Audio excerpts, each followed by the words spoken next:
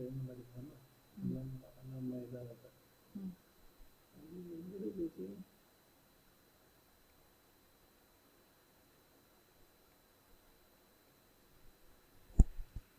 am Anish, Assistant Professor, Department of EEE, Arunachala College of Engineering, Manavai. Here we are going to discuss about some introduction in digital signal processing. So before going into the digital signal processing, first we want to study what is signal. What is signal? A signal is defined as any physical quantity which varies with time. It's any physical quantity which varies with time means we may say it is a signal. So or else it is a function of independent variables that carry some information. For example, the voltage signal carry the information about the voltage and current signal carry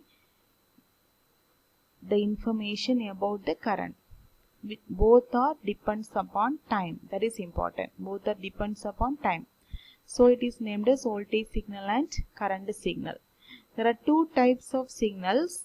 Basically, one is analog signal and another one is digital signal. Signal whose frequency component does not change over time means it is called analog signal. If the frequency components changed with respect to time it is said to be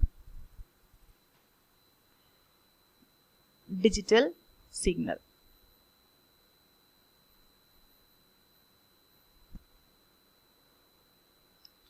Then how a signal is represented. So in order to represent a signal, we are using mathematics as a tool. So we may say equation in mathematics. Same equation can be referred as signal in DSP. That's all. Okay. So in mathematics, we may write on equation and we may say it is an equation.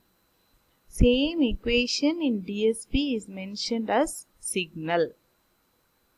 Okay, can you able to differentiate the both? So signal and equation. So using mathematics, we are implementing all the signals in terms of equations. So here in one example is given.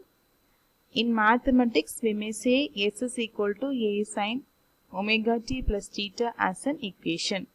But here in DSP, we may say it is a signal. Simply signal S is equal to A sin omega t plus theta. A is amplitude, omega is angular frequency, theta is phase and sin it is a function. Then system. So what is a system? System is nothing but set of components or elements joined together or connected together to perform a specific task. Okay, so we are having some signal. So without system, the signal may not work. So we need one desired output for that. So our signal is to be given as input into a system so that it is very useful. Okay, so system is a set of elements or functional blocks connected together to perform a specific task. Next, what is signal processing? Okay, so our signal should be processed to get the desired output. So that it is called signal processing. It is nothing but processing of a signal. So here a system is there, one input signal is there and one output signal is there. So we are disturbing a system with an input signal and we are getting some output. That is said to be signal processing. There are two types of signal processing. One is analog signal processing and another one is digital signal processing. So, as I told you already, we are having two types of signal. One is analog signal and another one is digital signal. So, processing this analog signal means that is said to be analog signal processing, and processing a digital signal means that is said to be digital signal processing.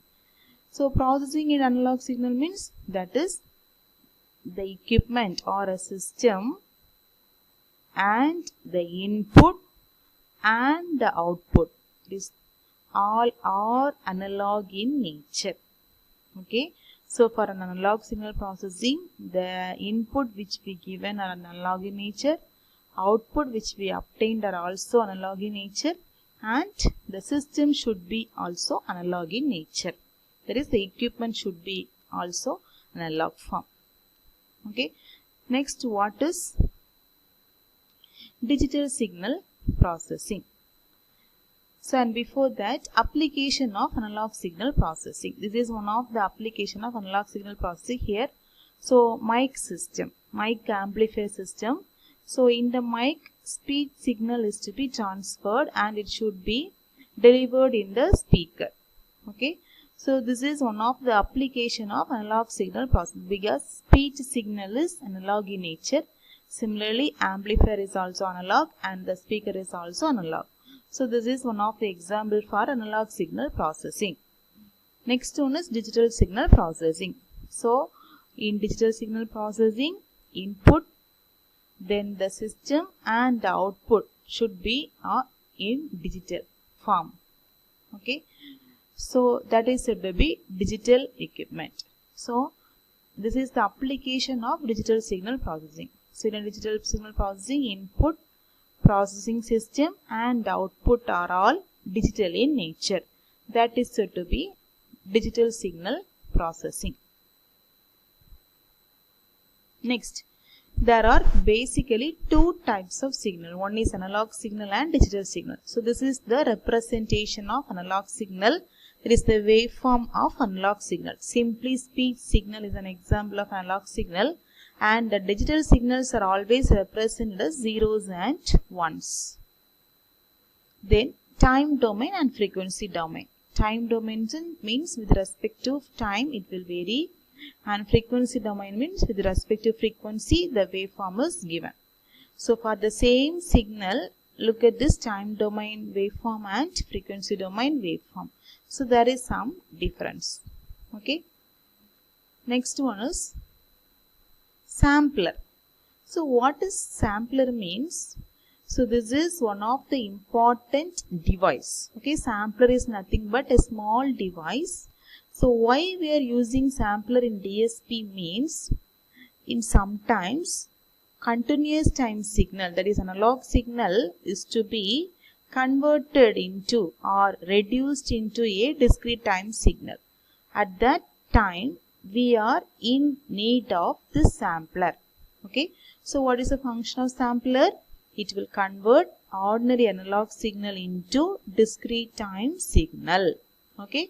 That is, we may say ordinary continuous time signal is to be converted into digital signal.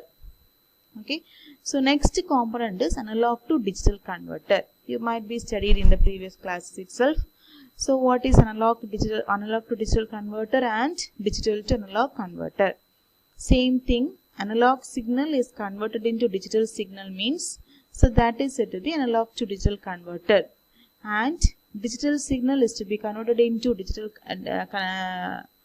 analog signal means, that is said to be DAC. Okay. So, in this DSP, we are using this ADC and DAC. Okay. So, next one is filters. So, what do you mean by filter? It will filters or it will rejects the unwanted things. So, here either we can use analog input as well as digital input, right?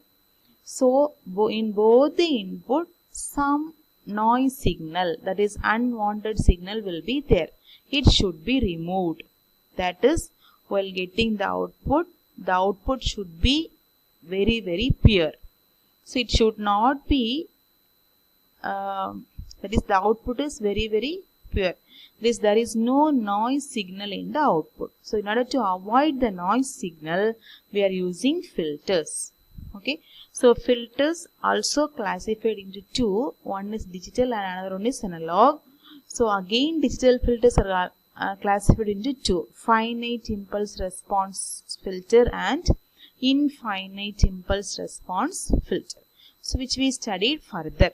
Okay, and what are the uses of these filters means it will used for signal separation and signal restoration. Okay, it is used to separate the signal and also restore the signal. For example, an audio recording made with poor equipment may be filtered to get the original sound.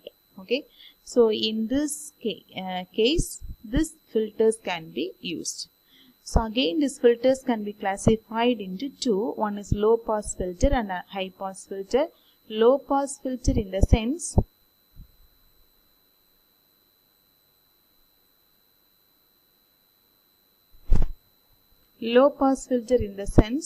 it will allow only low frequency signal, and high pass in the sense allow only high frequency signal. Then applications of DSP. So where this DSP is applicable? Okay.